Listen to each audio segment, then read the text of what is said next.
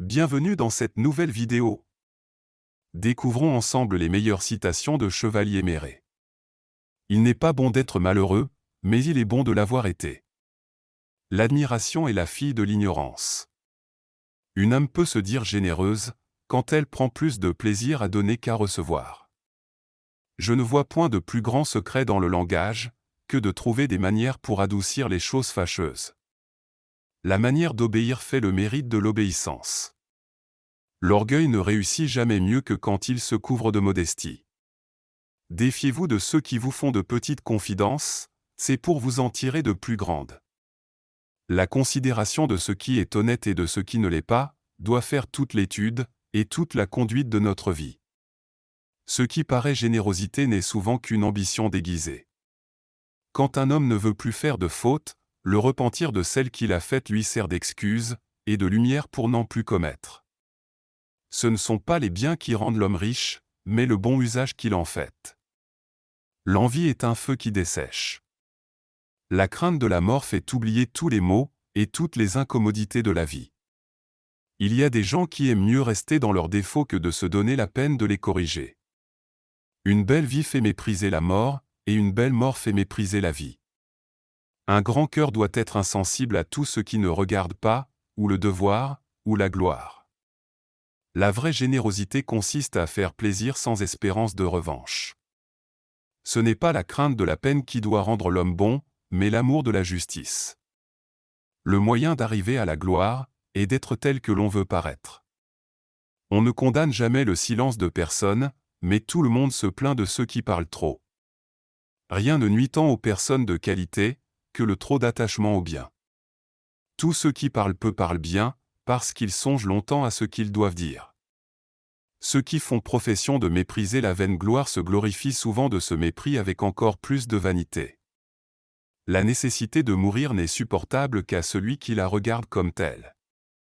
Le souvenir des maux est agréable à ceux qui les ont passés, et ajoute quelque douceur aux félicités dont ils jouissent. La hardiesse ne s'étonne jamais, elle se nourrit d'espérance, et trouve son divertissement dans les rencontres et dans les périls. La philosophie nous montre à triompher des disgrâces de la mauvaise fortune.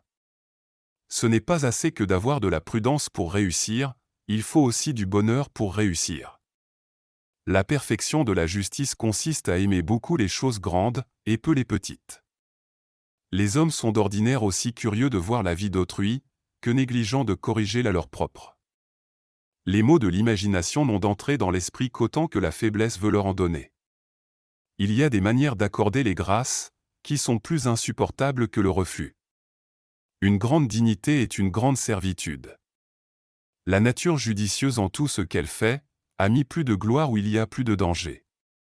Il n'est rien de si aisé que de prêcher la patience aux affligés, quand on est dans la prospérité.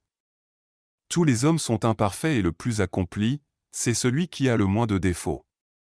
Il faut recevoir les choses avec le même esprit qu'on les donne. Il faut penser à loisir, et exécuter promptement. Le choix d'un bon livre n'est pas moins difficile que la lecture en est agréable. Une belle âme ne tient jamais compte de ses bienfaits, l'oubli en augmente le mérite, et le souvenir en diminue la gloire. Il faut vivre comme l'on voudrait avoir vécu, lorsqu'on sera près de mourir. L'imprudent qui ne fait qu'une faute mérite une excuse, celui qui pêche pour la seconde fois doit souffrir double peine pour son crime. L'intérêt est une cause que les hommes ne sont pas aussi scrupuleux sur l'honnêteté qu'ils le devraient être.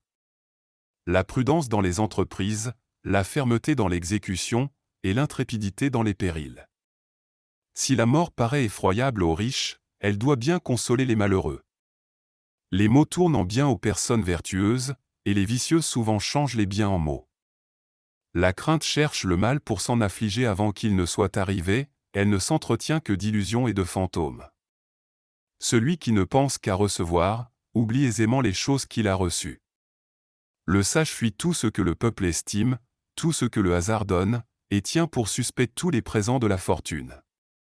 L'étude du temps est la plus utile de toutes, elle nous enseigne le moyen d'en faire un bon usage. Celui qui commence une affaire sans jugement, ne doit pas être surpris si elle finit sans succès. Il est de l'adresse de gagner les esprits suivant le faible de leur opinion.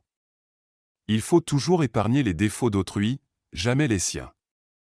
L'envie ordinairement détruit tout ce qu'elle ne peut acquérir. Le temps qui apporte des remèdes aux maux les rend quelquefois incurables. Il faut être hardi pour devenir heureux.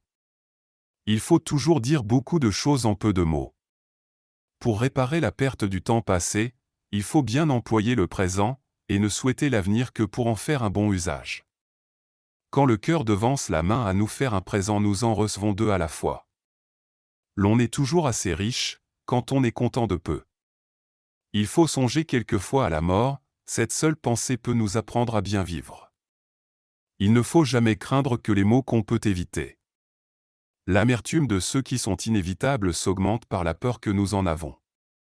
L'honneur n'est pas toujours le prix du mérite, il est aussi souvent le partage du crime que la récompense de la vertu. Il y a de la gloire à faire un présent, il y en a souvent davantage à le refuser. La condition des pauvres donne moins d'inquiétude que celle des riches. Ceux-ci doivent craindre, au lieu que les autres n'ont qu'à espérer. De toutes les lois, celle de mourir est la seule inviolable, et qui ne souffre point d'exception. Comme l'imprudence est la source de toutes les disgrâces de la vie, la prudence en fait tout le bonheur.